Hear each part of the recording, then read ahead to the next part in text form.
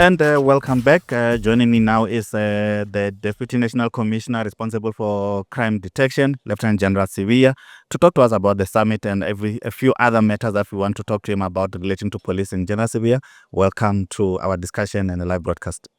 Thank you, David. General, maybe just your reflections on the summit so far, and I know you spoke earlier on about issues relating to detective and forensics. What is your reflection thus far?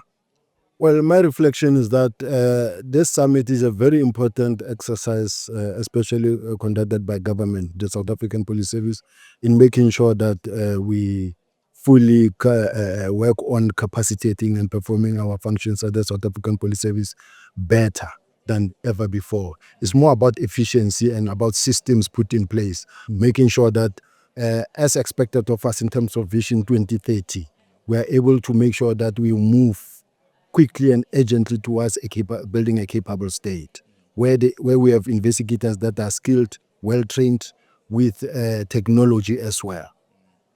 And General, being responsible for detectives as well, I know that you know that one of the issues is always about the caseload of our detectives.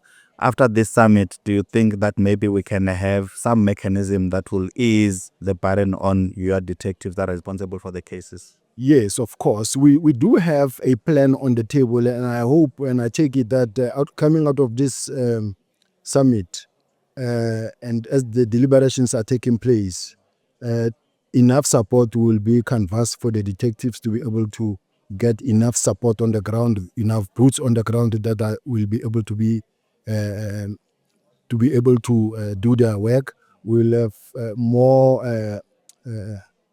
we'll have more capacity as detectives, and we'll also have more in terms of technology, where our investigators are able to perform their duties assisted by technology in making sure that they are able to do better. General, maybe let's just flip the page a little bit. I want us to talk about extortion. I know that is an issue that is under your purview. In terms of the work that has been done, a lot has been done, I know, in the extortion space. There was a 12 number that we established and a task team as well. What can you tell us about what has been done so far? What I can say is that extortion is actually or continue to be a problem in the country. People are living in fears, and it's affecting the economy of the country, especially your construction site and your small business, where people are being extorted money, and it affects the economy of a country in a bad way. So as the South African Police Service, what we did is we implemented the extortion teams in the respective countries, especially the 4 different provinces that are leading in the extortions, like your Western Cape, your Eastern Cape, Gauteng. These are and the KZN. This is where you find a lot of extortions. But we've heightened our operations there, where we have Operation Silapha, where we have teams, multidisciplinary teams that are operating there, and you can see even the number of successes in terms of the numbers. When you look at the number of cases reported and the number of arrests, you will realize that the police are hard at work and fighting extortions. Just to look at, take for an example, from the 1st of April 2023 until the 31st of March 2024, we had 319 cases reported, and we arrested 151. And with convictions, over 13 people were convicted. But since the launch of an extortion operation on the 15th of October 2024 to March 2025, the number of cases that were reported is 1,046.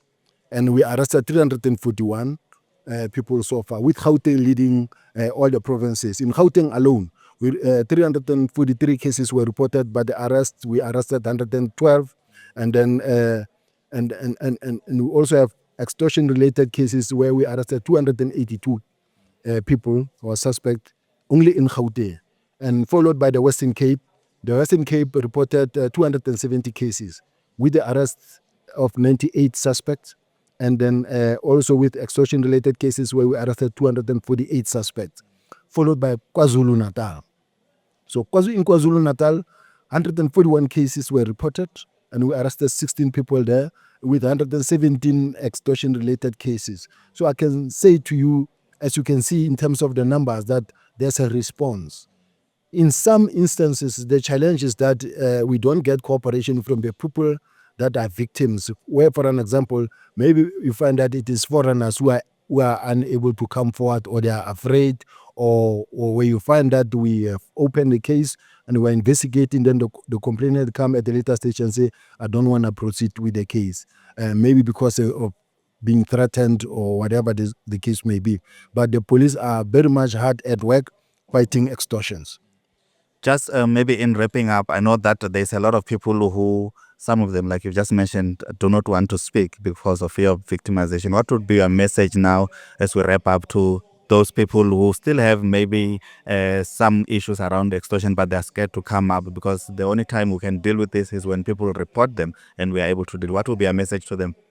Extortion will never go away unless we work together as a country, unless we put all hands on deck, unless we work together as a country, both the South African Police Service, business, and other relevant stakeholders. When we work together and we face this common enemy, which is crime, especially the extortionists, we will defeat them. So they must be brave enough to come to the police. Even if they say to you, don't report, never go to the police, you must report it still. The police must investigate, because even if you don't report, they won't leave you alone. So up until when you're going to be suffering and paying people 30%, up until when we're going to, as the South African Police Service or as the community, allow criminals to stop the government project where, for instance, look at the construction site, how they are suffering. Either people want contracts or they want 30%. And you find that you pay 30% on people who will never ever contribute to anything. So let us work together as a country. Let us unite. Make sure that you report. And we from the South African Police Service will do a lot. We'll do more in making sure that we prevent, we arrest those people that are involved in the extortion. Thank you very much. That is Lieutenant General Sibiya, the Deputy National Commissioner responsible for crime detection, talked to us from the policing summit taking place here in Kempton Park at Emperor's Palace, talking to us about a whole range of issues, including extortion, as is one of the crimes that we are now facing as a country. Stay tuned for more after this.